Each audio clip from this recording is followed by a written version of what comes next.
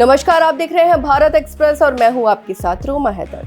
लोकसभा में आज केंद्र बजट पेश करते हुए वित्त मंत्री निर्मला सीतारमण ने शिक्षा क्षेत्र को लेकर सरकार की दूरदर्शी सोच को साफ तौर पर सामने रखा। वित्त वर्ष 2026 से 2027 के लिए शिक्षा सेक्टर के लिए कुल 1,39,289 करोड़ रुपए का प्रावधान किया गया, जो ये दर्शाता है कि सरकार आने वाले वर्षों में युवाओं को केवल डिग्रीधारी नहीं बल्कि स्किल्ड और आत्मनिर्भर बनाना चाहती है।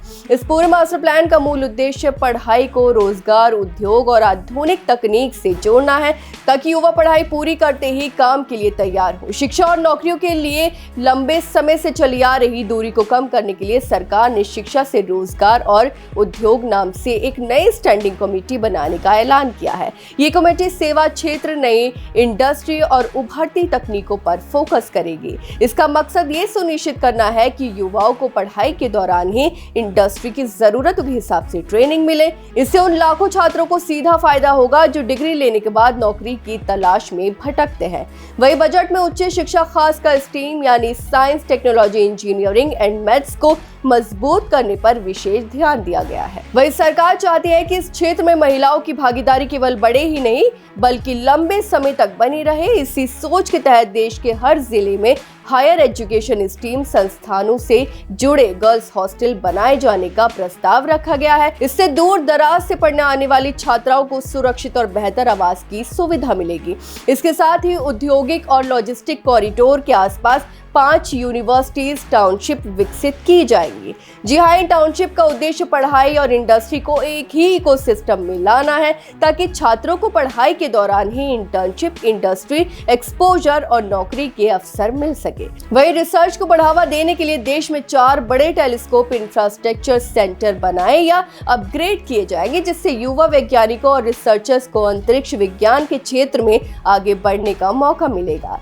वहीं स्किल डेवलपमेंट और फ्यूचर टेक्नोलॉजी की बात करें तो डिजिटल युग की जरूरतों को ध्यान में रखते हुए बजट में स्किल डेवलपमेंट को केंद्र में रखा गया है। तेजी से उभरते एवीजीसी सेक्टर यानी animation, visual effects, gaming and comics के लिए एक बड़ा ऐलान किया गया है। सरकार देश के 15,000 सेकेंडरी स्कूलों और 500 कॉलेजों में एवीजीसी कंटेंट क्रिएटर लैब स्थापित करेगी। इससे क्रिएटिव फील्ड में करियर बनाने वाले युवाओं को न सिर्फ ट्रेनिंग मिलेगी बल्कि रोजगार और स्टार्टअप के नए रास्ते भी खुलेंगे।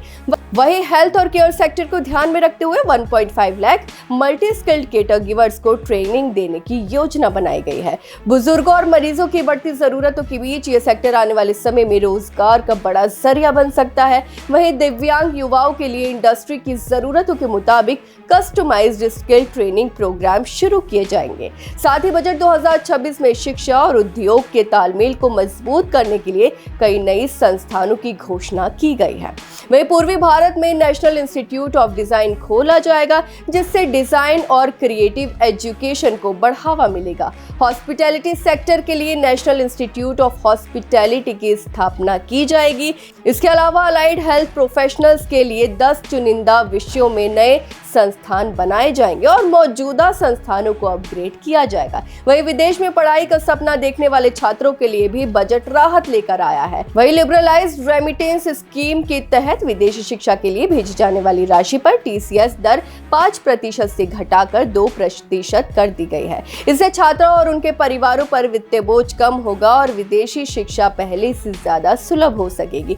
कुल मिलाकर बजट 2026 से 2027 शिक्षा को केवल अकादमिक दायरे तक सीमित नहीं रखता, बल्कि उसे रोजगार, स्किल और उद्यम से जोड़कर युवाओं के भविष्य को मजबूत बनाने की दिशा में बड़ा कदम माना जा रहा है। आपकी इस बारे में क्या राय है, हमें कमेंट करके जरूर बताएं। फिलहाल इस खबर में बस इतना ही और ऐसे ही तमाम खबरों को देखने के लिए देखते रहिए भारत एक्सप्रेस।